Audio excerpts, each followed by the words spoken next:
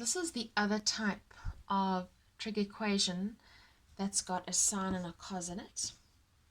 The most significant way in which it differs from the ones that make tan is that the angles are different. Okay, you cannot make a tan if the angles are different. When they've got different angles, you're going to do a name change. You might also have heard about these ones as ones with co-functions. Okay, remember that one of the reduction formula that you've dealt with so far are the fact that you had sine of 90 minus an angle, and that equaled cos of the thing you minused. Do you remember that? And cos of 90 minus an angle gave you sine of the angle. I'm not dealing with the pluses in these equations. We're only dealing with the fact that you're minusing the angle, and we're going to be doing these conversions where necessary. Okay, so let's look at an example. Let's say we've got cos, and I'm going to make it a nasty big angle because that tends to be what these guys look like. Okay, and let's say it's negative sine 2a. Okay, now there is no way you can make a tan with this, and I have seen many people try, and the minute they try on the first line, we stop marking. Okay, please understand, you cannot create something that's not there. 3a minus 25 is not and never will be the same angle as 2a. There's no such thing as dividing by cos. If you were going to divide, you'd have to divide by cos of the angle, which would mean these guys would have to have the same angle. They don't. They absolutely don't. Okay, so what we now need to use is this system, with the fact that you can actually change a cos into a sine. That's why I call it a name change. Okay, and it will work as long as you understand exactly what the procedure is that you're trying to do. As is often the case with trig, you're looking for hidden information. The first piece of hidden information is not that hidden, but one wouldn't necessarily think of it. Remember with the reference angle, you didn't shift the negative when it was a negative, you just realized it showed you the quads. Same concept. Here I know that cos of a thing is a negative thing. Right, I'm not being funny by using the word thing. I'm trying to help you understand that the meaning is that I need to understand this negative tells me that cos is negative. Okay, in fact, I often ask people to write it down because it's not the most intuitive thing. So cos is negative. And I'm doing that straight away. If this had been on that side of the equation, I would have moved it across, but it isn't. Mostly they actually give them like that. Okay, so cos is negative, and again, that helps me with my quads, doesn't it? So cos is positive in 1 and 4, so it's going to be negative in 2 and 3. Okay, and then I'm going to kind of ignore that negative as I solve this equation. Okay. It feels wrong to just ignore it, but it is the right thing to do. So what I'm going to do is I'm going to change the one that's easiest to change. And if that happened to be on the left-hand side, I would actually swap them around. We're always going to change the right-hand side because that's the one that tells us the sign. So you do need to do some rearranging if it's not given in that format. Okay, I'm going to change my sign into a cos. And then I'm going to have cos something equals cos something. And then I can basically shift cos. Okay, you'll see what's going to happen. So let's rewrite that as 3a minus 25 degrees, and now I'm changing this to a cos. I already know that the cos is negative, so at this point I'm leaving out my negative sign. Okay, nothing terrible will happen. So I'm going to change this into cos. Okay, let's get our head back in the game here. If you want it to be a cos from a sine, so you want to change the sine thing into a cos, I need to go 90 minus. Okay, so instead of 2a, this is going to be, I've got that, I want this. I'm going to go 90 minus whatever the angle is.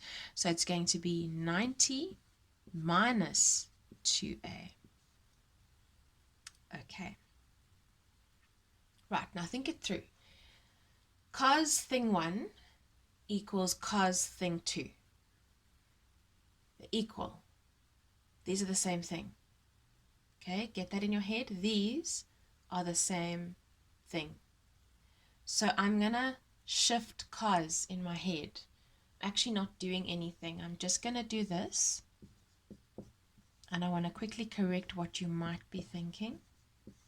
You might be thinking, I just divided by cos, which is not possible because cos is always attached to its angle. That's why I said shift cos. Okay, I basically uncosed both sides. I said, well, if cos of thing 1 equals cos of thing 2, thing 1 and thing 2 must be exactly the same. And then at this point, I have a reference angle. Okay, these are complicated because the reference angle's now got a binomial on that side and a binomial on that side. In fact, at this point, I would recommend you go and bracket the one on the right-hand side, and I'll show you why.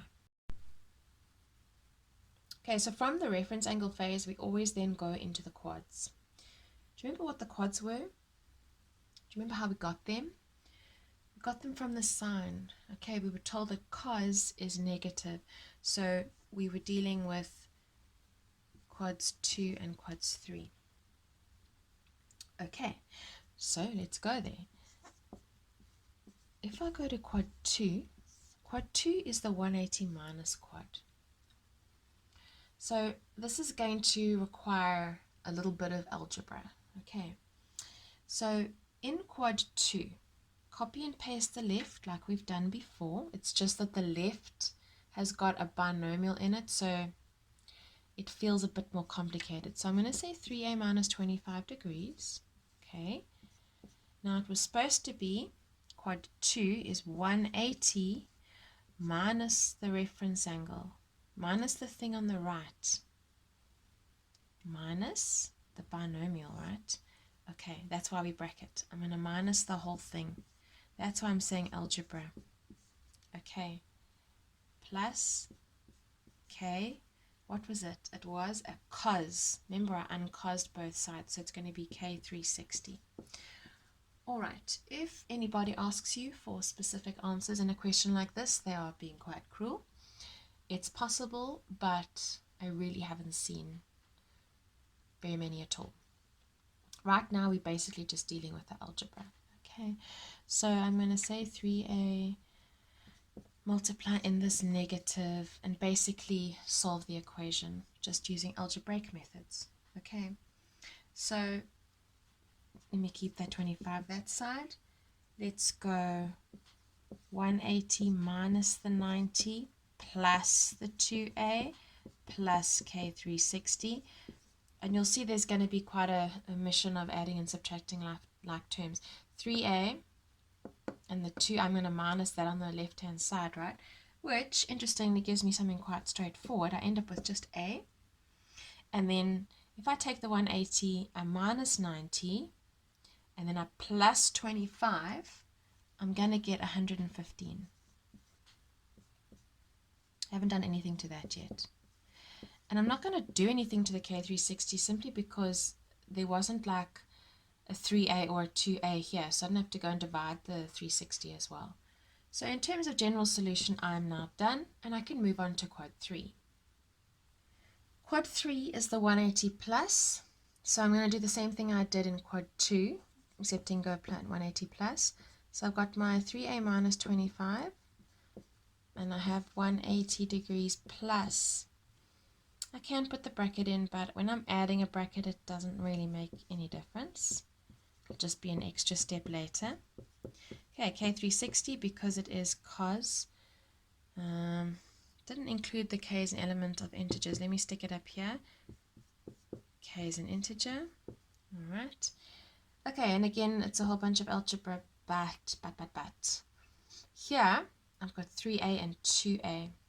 And when I move the 2a over, because it's negative, this thing goes 5a. So, of course, my K360 is going to change somewhat. Okay, so 5a, I'm going to take 180 plus 90 plus the 25.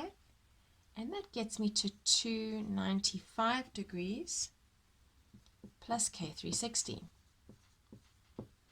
What I've then got to do is divide everything through by the 5.